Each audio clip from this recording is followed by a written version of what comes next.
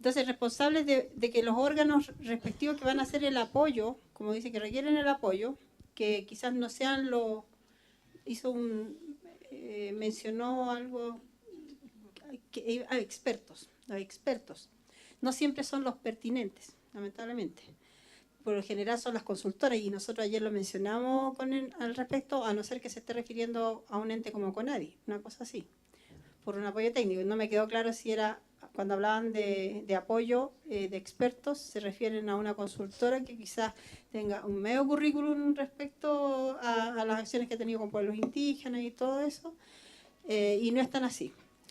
Y si es por CONADI, estuvimos definiendo un poco también los roles de asesoría, que para nosotros no serían problema, pero a lo que vamos que nosotros, que el responsable sería obviamente el ministerio que emite, porque en el fondo son los responsables de todo ese proceso. Ahora, que hagan mal la pega a quienes contrataron, a quienes tienen como apoyo técnico o como expertos en el tema, eso es responsabilidad resorte de ustedes, porque nosotros vamos a cumplir, o sea, vamos a someternos a un protocolo que vamos a tener que cumplir ambos, pero la responsabilidad recae totalmente en quien, como dice usted, emite la medida a ser consultada. Muy bien, gracias.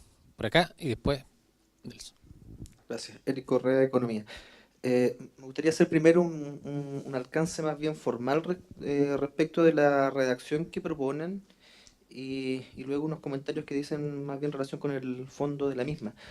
En principio, la redacción que ustedes propusieron hace referencia solamente a la consulta en circunstancias que habla de las medidas y de los planes y programas. Por eso es que la redacción que habíamos propuesto nosotros no se hacía cargo, en el fondo distinguiendo en que estamos hablando de las medidas a ser consultadas y los planes y programas que requieran participación.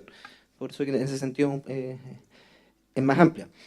Ahora, en segundo lugar, respecto a lo que plantean, respecto a los conocimientos de los funcionarios, personalmente no veo mucho la conveniencia de incluirlo porque en definitiva son aspectos que de una u otra manera encuentran su sustento legal en los mismos principios de la Ley General de Base de la Administración del Estado y sobre todo respecto a la idoneidad también en algunas normas del Estatuto Administrativo. Y esto ya entrando más bien al fondo, partamos de la base que en definitiva el objetivo de este artículo es determinar quién hace la consulta, quién es el órgano responsable. Y para responder eso, claramente tenemos que apuntar a cuál es la finalidad de la consulta o de la participación. En un caso, tratar de llegar a consenso, en otro, buscar crear los espacios para que los pueblos interesados puedan influir. Y eso obviamente nos lleva a que la respuesta lógica respecto al órgano que debe hacer la consulta debe ser precisamente el órgano que va a dictar la medida, el plano programa, porque solamente es este el que tiene de una u otra forma la potestad y, para poder llegar el día de mañana a un consenso y no un órgano externo. Y esto mismo nos lleva y se relaciona en el fondo con lo que ustedes planteaban respecto a los funcionarios idóneos, por así decirlo, en el sentido de que un proceso de consulta sin duda que tiene que tener dos tipos de funcionarios.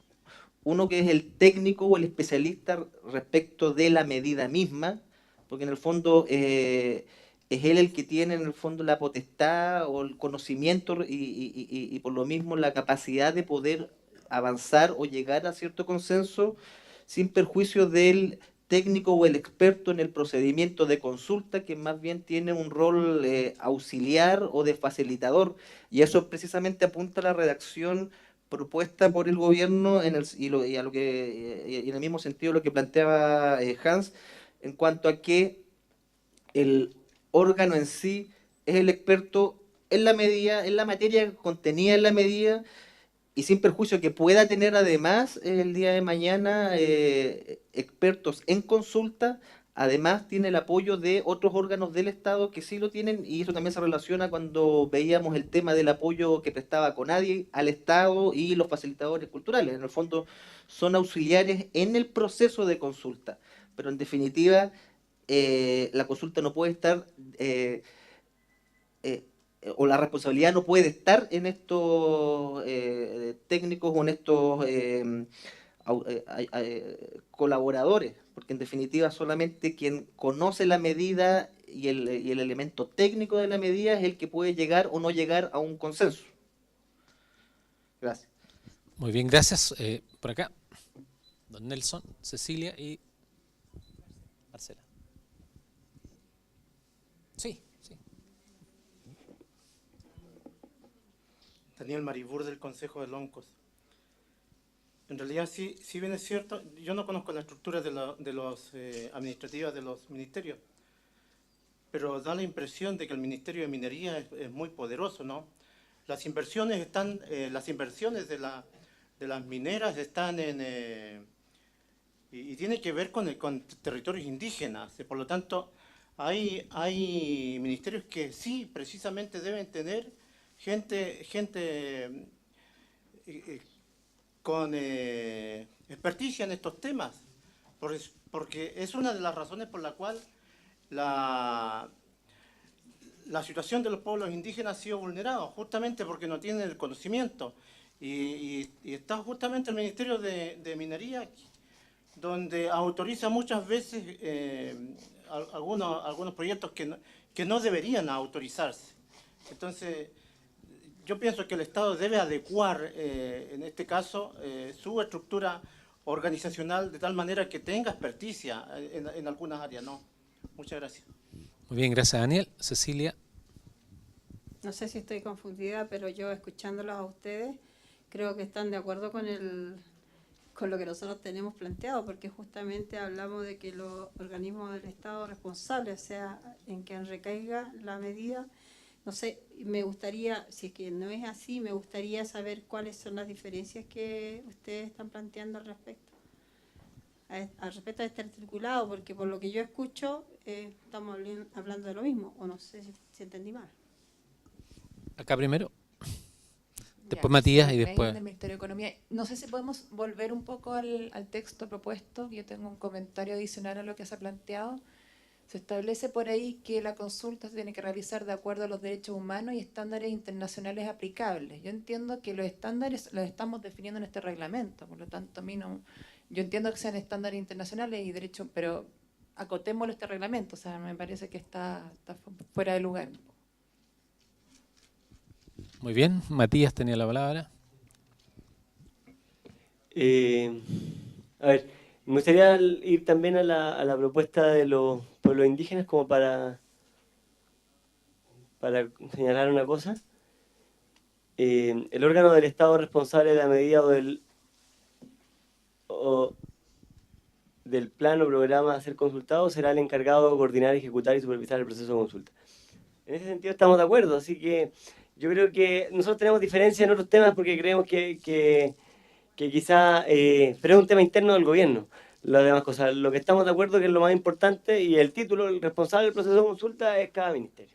Entonces, creo que en el fondo que los ministerios tengan equipos técnicos especializados, es responsable, ¿cierto? Es cada ministerio, y si se asesora o no por otro ministerio es otro tema, pero ¿qué es lo que estamos hablando acá? O sea, es como, de alguna manera, es como antes el tema de representatividad es parte interna de los pueblos indígenas, el tema de que haya o no gente especializada, obviamente se va a depender de cada ministerio. Entonces, ahora si ese ministerio se hace apoyar de otro organismo del Estado, es otro tema. Entonces, creo que en ese sentido estamos todos de acuerdo de que el responsable de la consulta es cada ministerio.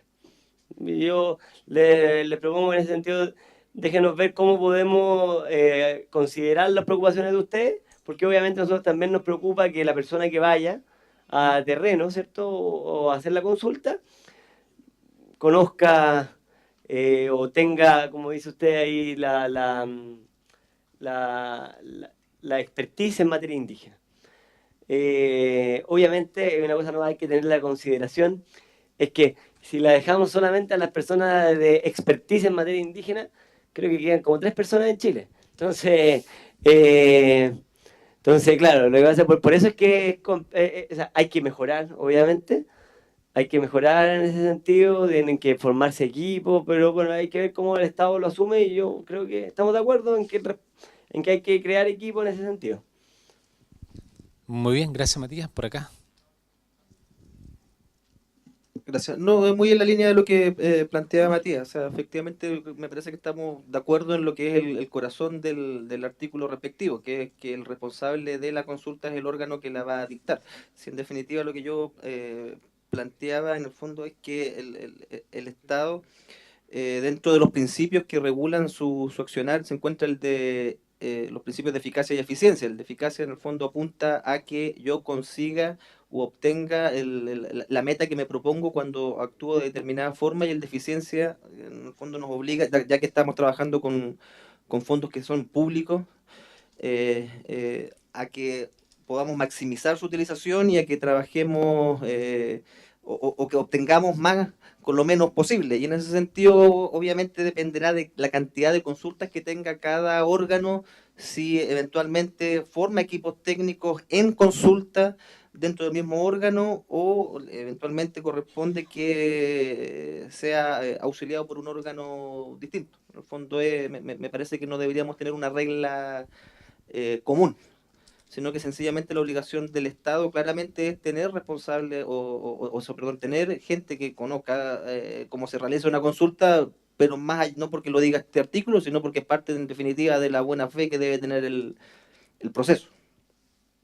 Gracias. Cecilia tenía la palabra. Sí, apuntaba más que nada si Wilfredo. están de acuerdo con el corazón del enunciado. Cecilia, como dice. me dicen que más ¿No se cerca al escucha? micrófono. Que... No.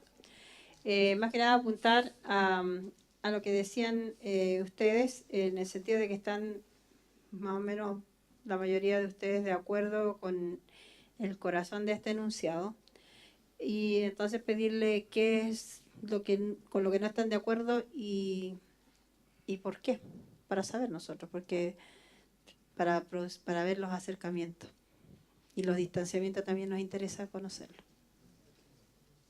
Ya, muy bien. Está hecha la pregunta. Wilfredo, después Iván. Le das la palabra Iván. Iván Chauquilaf de Express. Bueno, respecto a la pregunta de Cecilia, yo coincido con Mónica, que hacía una referencia, una crítica a la frase que hace referencia a los tratados de derechos humanos y los estándares internacionales. El problema al momento de implementar la consulta es que siempre se hablaba de los estándares internacionales. De hecho, se sigue hablando siempre de los estándares internacionales. Entonces, cuando hablamos de estándares internacionales y tenemos que definir el reglamento, el procedimiento, que justamente lo que estamos haciendo ahora es la oportunidad para dejar de hacer esa referencia en abstracto y concretar esos estándares internacionales que nosotros entendimos que está en los principios, en los primeros articulados. Y bueno, y si falta algún estándar internacional, yo creo que esta es la oportunidad para agregarlo en el reglamento. Pero hacer referencias abstractas a nociones de estándares internacionales o lo que digan los tratados de derechos humanos, bueno, esta es la oportunidad para señalar cuáles son esos estándares y cuáles son esos derechos que están en los tratados de derechos humanos que son aplicables a la consulta. Yo creo que esta es la oportunidad de bajar el convenio 169 y los derechos de los pueblos indígenas, reconocido internacionalmente, a nuestra legislación nacional. Yo creo que no es la instancia para seguir haciendo referencia a conceptos respecto a los cuales no tenemos claridad. Y justamente esta es la oportunidad para ponernos de acuerdo. Muy bien, gracias. Por allá. Sí. Mira, solamente una inflexión, digamos, de fondo. Cuando nosotros planteamos este tema de hacer mención a los estándares internacionales, lo único que estamos haciendo, y se usa mucho en derecho, yo no soy abogado, pero me he dado cuenta de que es así, reiterativamente se va fundamentando en base a lo único que estamos argumentando es el convenio 169. Y cuando decimos estándares internacionales, nos estamos remitiendo y refiriendo a lo que el convenio en sí exige cómo se debe plantear el proceso de consulta.